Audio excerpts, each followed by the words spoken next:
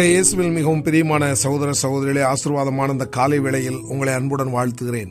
இந்த நாள் இனிய நாளாக அமைய புனித யோவான் எழுதிய நற்செய்தி அதிகாரம் 15 இறை வசனங்கள் 9 முதல் 17 வரையுள்ள இறை வார்த்தைகளை இன்று நாம் தியானிக்கிறோம்.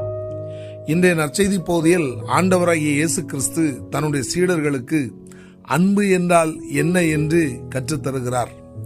அன்பின் ஆழத்தை, அகலத்தை, நீளத்தை தன்னுடைய சீடர்களுக்கு மிக தெள்ளத் தெளிவாக அவர் கற்றுக் கொடுப்பதை நாம் பார்க்கிறோம்.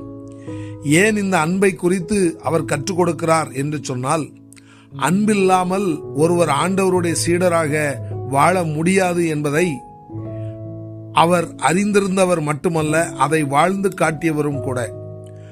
அவருடைய மண்ணுலக பணிவாழ்வில் அவர் மக்களை எந்த அளவிற்கு அன்பு செய்தார் என்பதை நாம் அனைவரும் நன்கு அறிவோம். தனது அன்பின் உச்சக்கட்ட வெளிப்பாடாக அவர் தனது ஜீவனையே இந்த மண்ணுலகின் மக்களுக்காக கொடுக்கக்கூடிய அளவிற்கு அவர் அன்பை வாழ்ந்து காட்டினார் என்று நிச்சயமாக நம்மால் கூற முடியும்.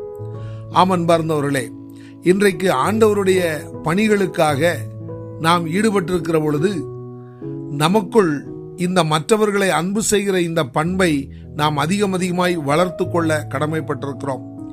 ஏனென்று சொன்னால், இந்த அன்பு என்கிற இந்த ஒரு பண்பு நம்மிடத்தில் இல்லாமல் நிச்சயமாய் நம்மால் ஆண்டவருடைய உண்மை சீடராக வலம் வர முடியாது என்பது அதிக நிச்சயம். ஆம், இந்த அன்பின் நிமித்தம்தான் நம்மால் மற்றவர்களுக்கு ஆண்டவருடைய வார்த்தைகளை கொடுக்க முடியும்.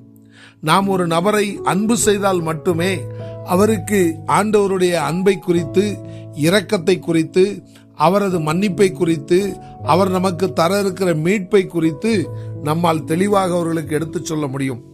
இன்றைக்கு பல நேரங்களில் நாம் ஒரு சிலரை ஆண்டவருடைய வார்த்தைகளை கேட்க வருமாறு அழைக்கிற பொழுது, அவர்கள் நம்முடைய அழைப்பை நிராகரிக்கிற பொழுது நமக்கு அவர்கள் மீது ஒரு விதமான எரிச்சலும் கோபமும் வந்துவிடுகிறது. நாம் நல்லதற்காக அழைக்கிற பொழுது அந்த அழைப்பை இவர்கள் அங்கீகரிக்கவில்லையே என்கிற ஒரு உண்மையான ஆதங்கத்தில் அது கோபமாக மாறி ஒரு குறிப்பிட்ட காலகட்டத்தில் அந்த நபர்களை நாம் வெறுப்பதற்கே அது வழிவகுக்கிறது. ஆனால் ஆண்டவராகிய இயேசு கிறிஸ்து மிக தெளிவாக தன்னுடைய வாழ்க்கை மூலமாக அதை நமக்கு கற்றுத்தருகிறார். அந்த சீடர்களுக்கு என்ன கற்றுக் கொடுத்தாரோ அதையே வார்த்தை மூலமாக இன்றைக்கு நமக்கு கற்றுக் கொடுக்கிறார். எந்த ஒரு நபரையும் வெறுப்பதற்கோ, எந்த ஒரு நபரையும் ஒதுக்குவதற்கோ நமக்கு அதிகாரம் தரப்படவில்லை என்பதை முதலில் நாம் நன்கு புரிந்து கொள்ள வேண்டும்.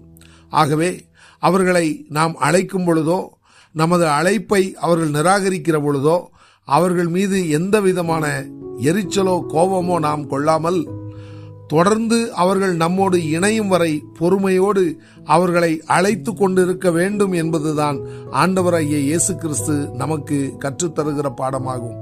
ஆம் அன்பார்ந்தவர்களே, இந்த பாடத்தை நன்கு நமது உள்ளத்தில் வாங்கிக் கொண்டு நாம் நம்மை சார்ந்த யாவரையும், நம் சகோதர சகோதரிகளையும், ஏன் நம்மை வெறுப்பவர்களையும் கூட அன்பு செய்ய நாம் பழகிக் கொள்வோம்.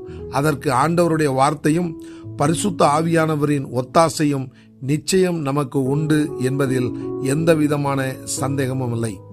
இந்த இனிய சிந்தனையுடன் இந்த நாள் இனிய நாளாக அமைய உங்களை அன்புடன் வாழ்த்துகிறேன்.